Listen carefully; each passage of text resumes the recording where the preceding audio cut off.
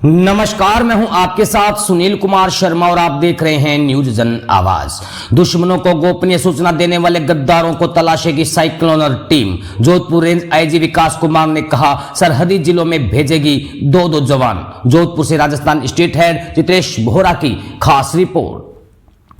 अपराधियों को तलाश रही रेंज आईजी विकास कुमार की साइक्लोनर टीम अब सीमावर्ती इलाकों में ऐसे लोगों का पता लगाएगी जो गोपनीय सूचना दुश्मन को भेजने में सक्रिय है। आईजी ने लोगों से अपील की कि सोशल मीडिया पर ऐसी महत्वपूर्ण सूचना साझा नहीं करें जिसका दुश्मन फायदा उठा सके। रेंज आईजी विकास कुमार ने बताया कि साइक्लोनर टीम के दो जवान सीमावर्ती जिलों में भेजे हैं जो राष्ट्र विरोधी गतिविधियों में लगे गद्दारों का पता लगाएंगे। जोधपुर रेंज के अलग अलग क्षेत्रों में मिल रहे हथियारों के अवशेष के सवाल पर बोले, दुश्मन की नापाक हरकत को जवाब दिया जा रहा है, उसके अवशेष हैं। रेंज आईजी विकास कुमार ने कहा कि हमारी सेना हर प्रतिकूल स्थिति में जवाब देने में सक्षम है। पुलिस भी हर स्तर पर सक्रिय है। हर व्यक्ति को इस बात का ध्यान रखना चाहिए कि सोशल मीडिया पर ऐसे महत्वपूर्ण सूचना प्रसारित नहीं करे जिससे दुश्मन को फायदा हो। यह व्यक्ति का कर्तव्य है। यह प्रसारित नहीं होना चाहिए कि शत्रु ने कोई प्रयास किया, उससे कितना नुकसान हुआ, इससे वह अपनी अगली रणनीति योजना और मजबूत कर सकता है। 100 ऑपरेशन पूरा कर चुकी साइक्लोनर टीम। रेंज आईजी की साइक्लोनर टीम ने 14 महीने में 100 ऑपरेशन पूरे किए। इसमें 101 इनामी दुर्दांत व खतरनाक अपराधियों को गिरफ्तार करने में कामयाबी हासिल की। इस टीम ने पेपर लीक, मादक तस्करी और अन्य अपराधों में लिप्त फरार आरोपियों को गिरफ्तार किया। इसके लिए टीम ने 18 राज्यों में कार्रवाई की। अब टीम को सीमावर्ती इलाकों में स्लीपर सेल की सूचनाओं पर नजर रखने का जिम्मा दिया गया है। राजस्थान स्टेट हेड चित्रेश बोहरा की रिपोर्ट के साथ देखते रहिए न्यूज जन आवाज। और मीडिया के बंधुओं से ये अपील करना चाहूंगा, करबद्ध निवेदन करना चाहूंगा, प्रार्थना करना चाहूंगा कि आज हमारा देश अस्मिता की लड़ाई लड़ रहा है, सम्मान के लिए संघर्ष कर रहा है। शत्रु शक्तियों से पूरा देश एकजुट होकर जूझ रहा है। इसमें हम सबको प्रत्यक्ष एवं परोक्ष रूप से देश की सम्मान की लड़ाई में अपना योगदान देना है। आज के युग में जो लड़ाइयां लड़ी जाती हैं वह सिर्फ हथियारों से लड़ाइयां नहीं होती, वह सिर्फ मोर्चे पे लड़ाइयां नहीं होती। शत्रु की सही व सटीक सूचना और शत्रु को सही व सटीक सूचना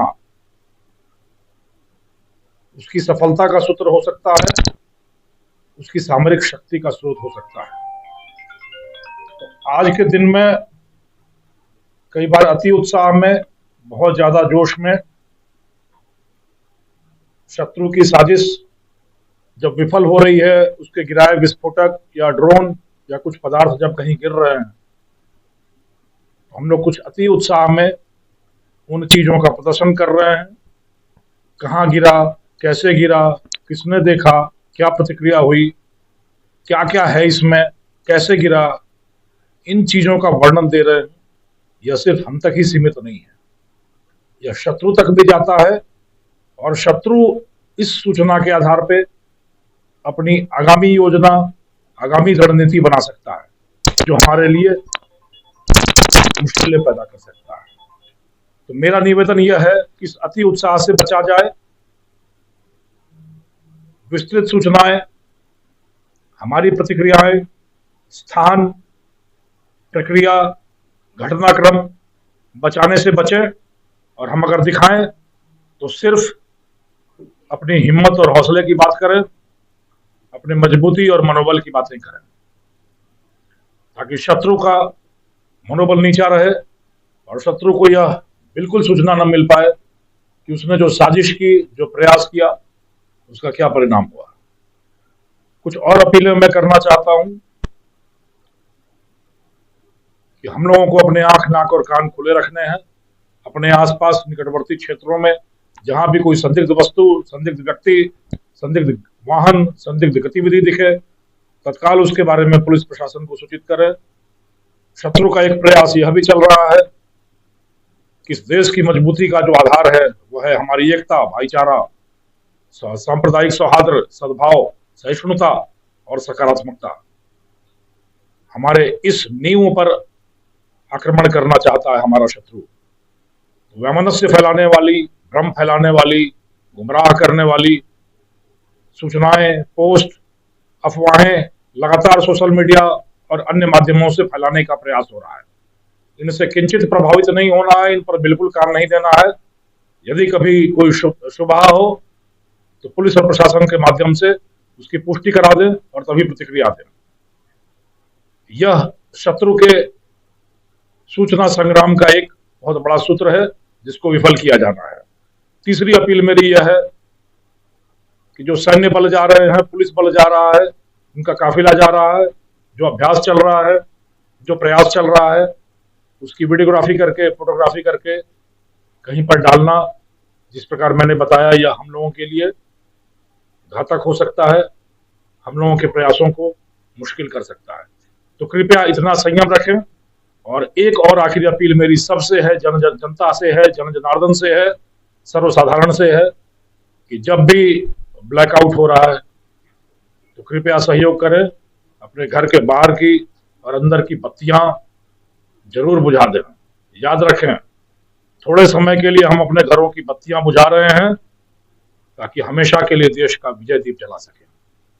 तो देश का विजय दीप जले, इसमें सिर्फ इतना सहयोग चाहिए कि जब ब्लैकआउट हो तो अपने घर के बाहर की और अंदर की बत्तियां बुझा दें और प्रार्थना करें अपना हौसला बनाकर कि यह देश हमेशा की तरह विजयी हो, देश की विजय पताका आसमान की ऊंचाइयों पर बुलंदियों तक लहराए।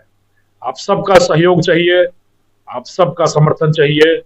आप सबके बल पर ही आज हमारी सेनाएं इतनी मजबूती से टिकी हैं। चाहे सेना हो, चाहे पुलिस हो, चाहे केंद्रीय पुलिस बल हो, सिर्फ हम अपने बूते पर नहीं लड़ रहे हैं। इस देश की करोड़ों जनता का सहयोग है, उनका स्नेह है, उनका समर्थन है।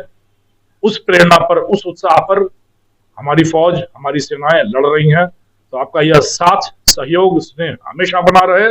और एक बार फिर मैं कह रहा हूं, हमेशा के लिए इस देश की विजय दीप को अगर जलाना है तो ब्लैकआउट होने पर अपने घर की अंदर और बाहर की बत्तियां थोड़े समय के लिए बुझा लें। धन्यवाद।